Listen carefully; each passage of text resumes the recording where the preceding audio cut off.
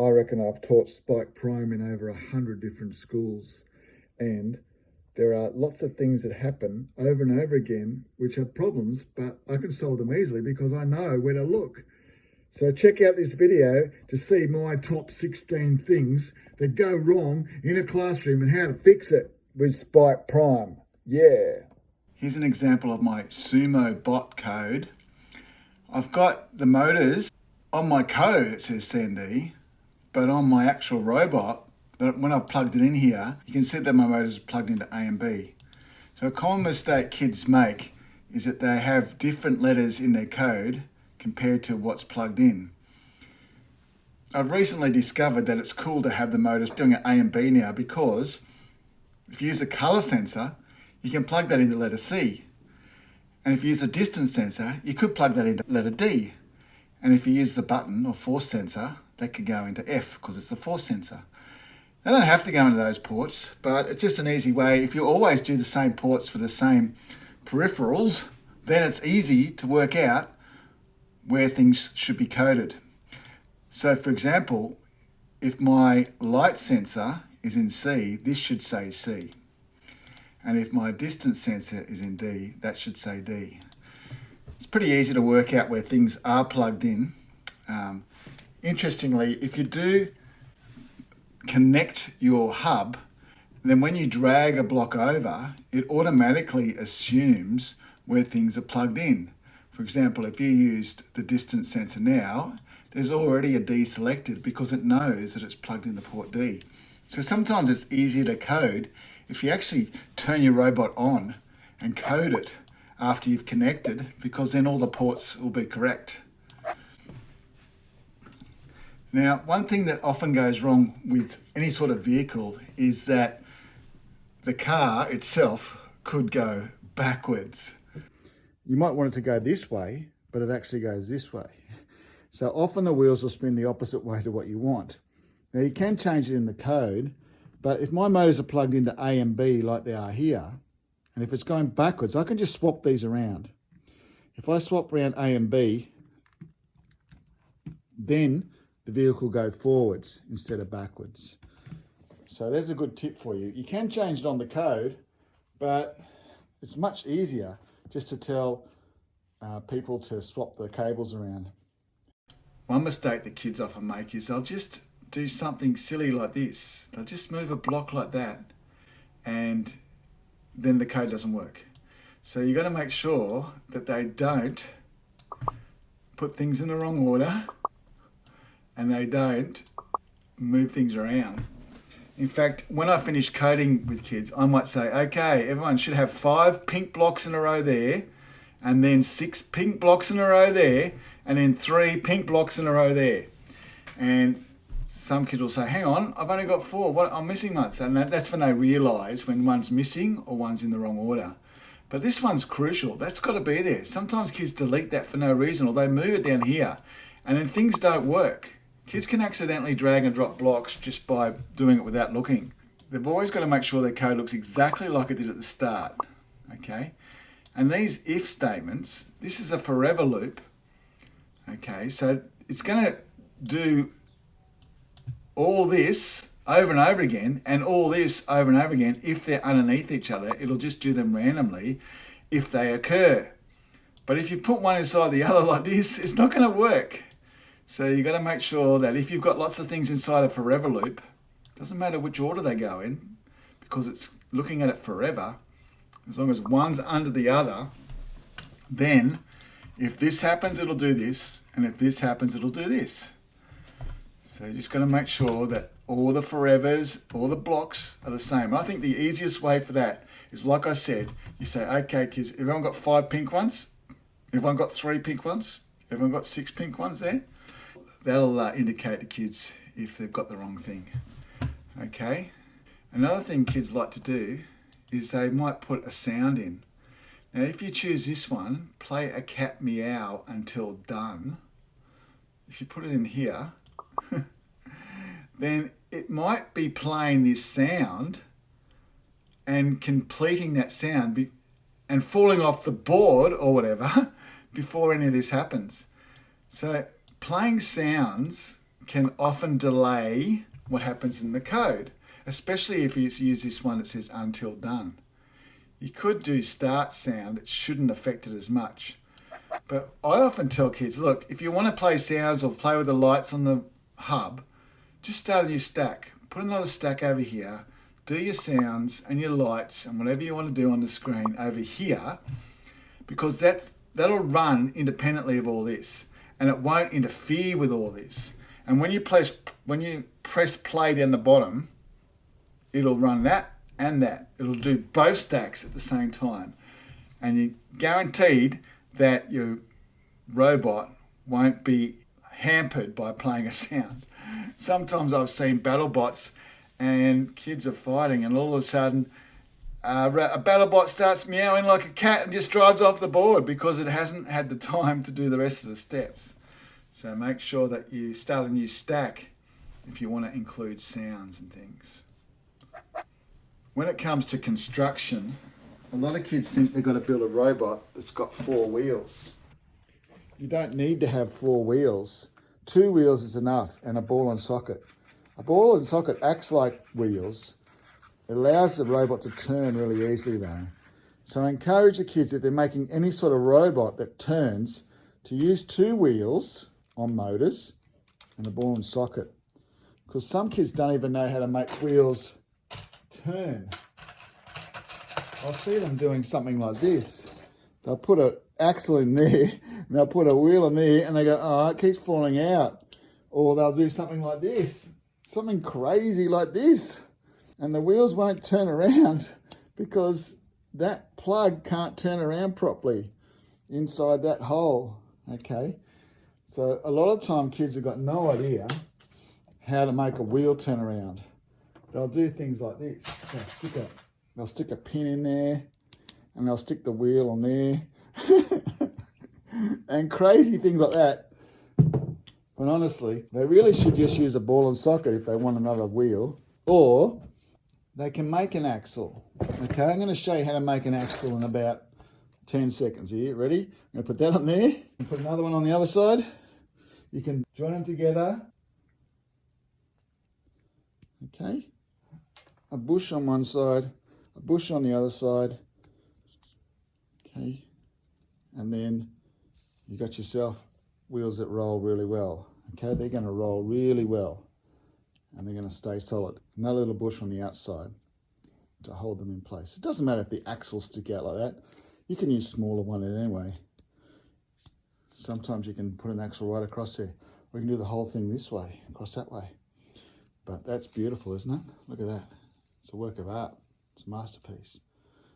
Okay, so if you really want to make wheels that roll, make an axle for them that passes through a frame. Even something like this would work. Okay, that would work as well. Let me show you. Whooshka, whooshka, whooshka. That white joiner doesn't even have to be in the middle. Okay, that's pretty good. Okay, and then that can join onto your robot. Sometimes people's robots aren't working and you've checked that they've connected them all to the right ports, but they're still not working. Sometimes the motor will just die. So sometimes it's good just to test the individual motors in the heart mode. So I'm just going to dismantle this a bit. Don't have to dismantle it, but I'm just dismantling so it's easy to follow with my demo.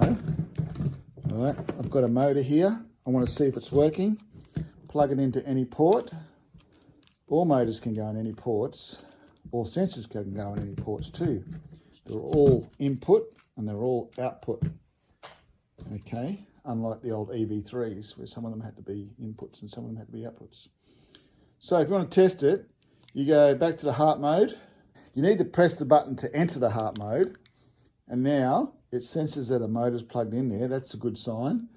And if you want to increase the speed, you just press the arrow key here and it should increase in increments as you press it.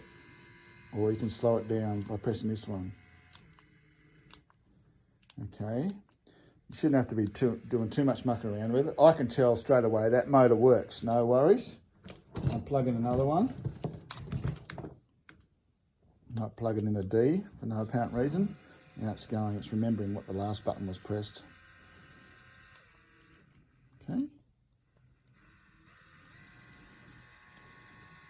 So you can test your motors in the heart mode really easily. Heart mode's good if you want to build robots that you don't have to code or test things. Okay.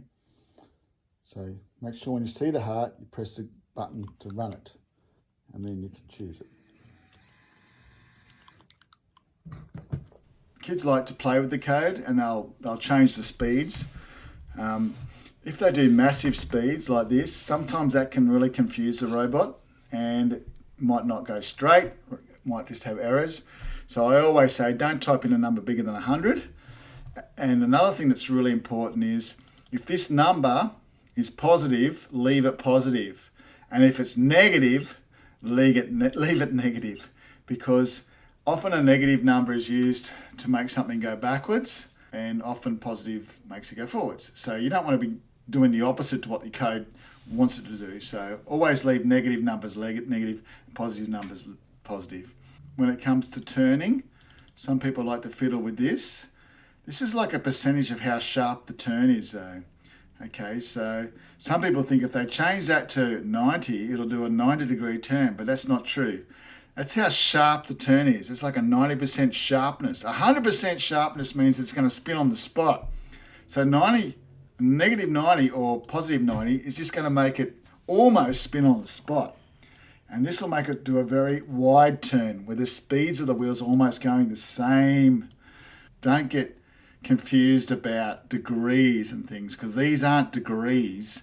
This is just what sort of percentage of how sharp it is. The higher the number, the sharper the turn. Spinning on the spot is right 100 or left negative 100. Okay. If you're going to run this code, what happens is a right 100 turn means that the right wheel actually goes backwards and the left wheel goes forwards, and that's what makes it spin to the right. Okay, and this is the opposite. So when you run with that sort of code, the left wheel goes backwards and the right wheel goes forwards to make it look like it's spinning to the left. So it's pretty handy to know. I usually always turn with a right 100 or left negative 100 sort of turn, because I like to not take up much room when I'm turning. Some kids have trouble attaching this one, but I like to just put one of those in the end there, another one on this end, and then you put a beam across. Then that's much easier to attach to your robot. Okay, so often attach a beam. When it comes to this sensor, okay, it's too close to the robot if it's facing down like that, right near the ball. It's too close. Okay, that's too close to the ball, because if you wanted to sense a line or something, the ball's going to go over it before it really senses it. So you need to extend it out a bit. So kids often make the mistake of having the sensor too close to the ball, but that's pretty cool, because then it gives it plenty of time. For example, if it's sumo wrestling, plenty of time to see the line before the ball goes off the edge of the board. Okay, and then when that's on, it could be something like this.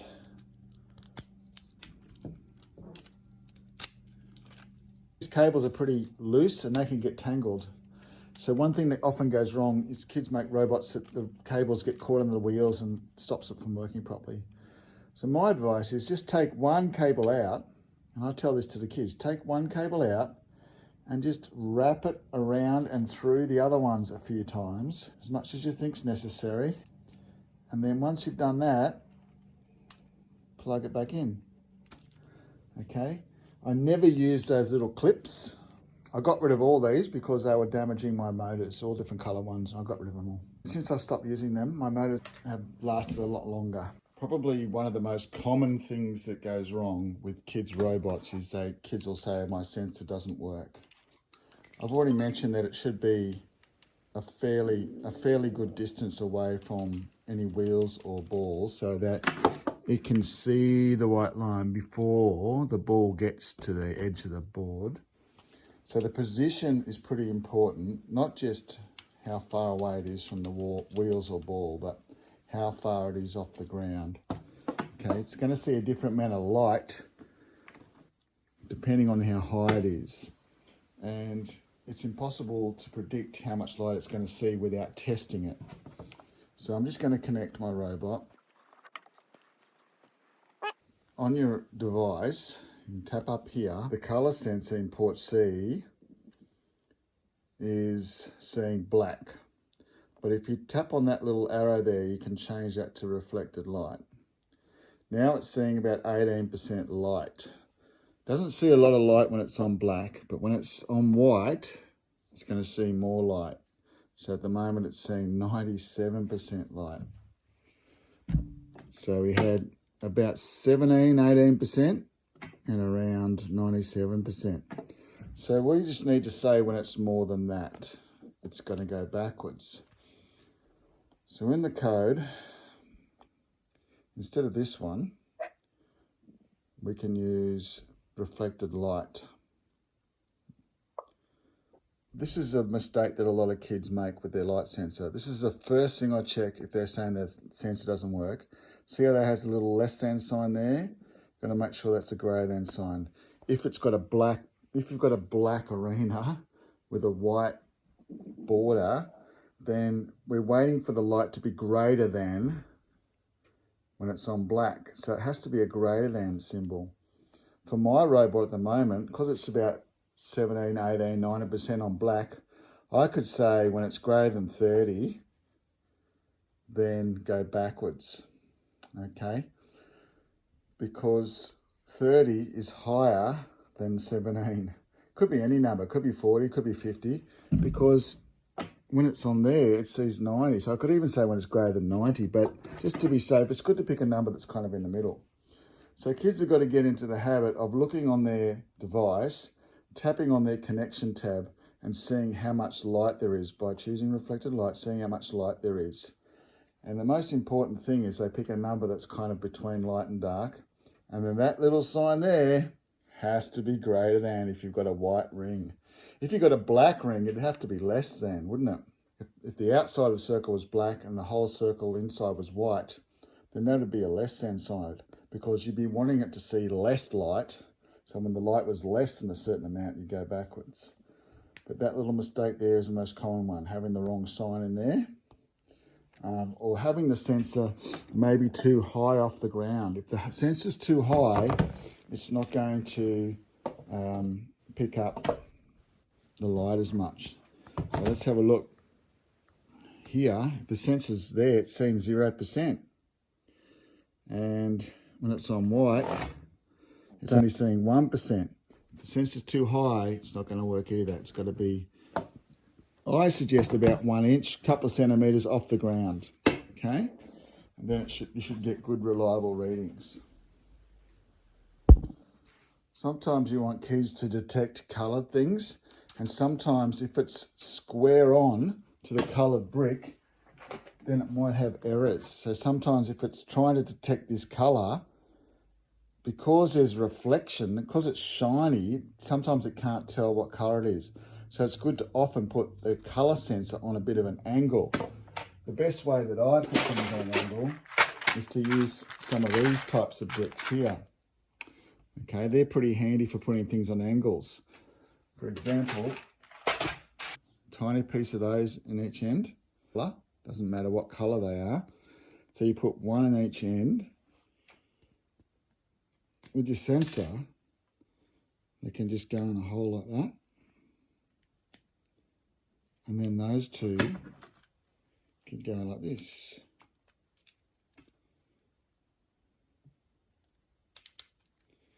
Okay, now the sensor's on a bit of an angle. Can you see how the sensor's on a different angle now? It's not facing straight ahead. So when it sees yellow, it's actually going to see yellow. So sometimes you want to put some of these sensors on an angle. Often kids have a robot which might be lopsided, and this sensor might be facing up on an angle like that. You can use those sorts of pieces to put it on an angle like that, okay? So those pieces are really handy for putting sensors on angles. A good rule of thumb is if you're using this one, it's good to have it facing front on, level with the opponent or whatever you're aiming for. And this one, it's good if you're using color, it's good if it's on a bit of an angle. But it really doesn't matter how much light's in the room either. Some people think that if it's bright or if a torch is shined on it, it's going to affect this. But apparently it emits its own frequency of light. So it doesn't matter how dark the room is or how much light's shining onto the sensor, because this produces its own light that it reads. My last tip is just to build robots that's nice and strong, okay? I like to use a lot of these pieces. They make your robot strong.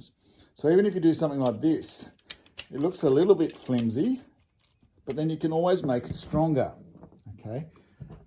I use a lot of biscuits.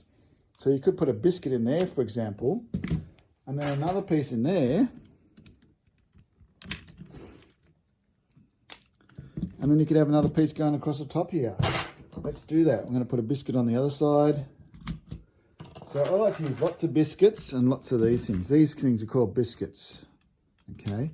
And you can have a bar across here, a beam across there, like a big blue one like that. And if you stick some black ones in the hub,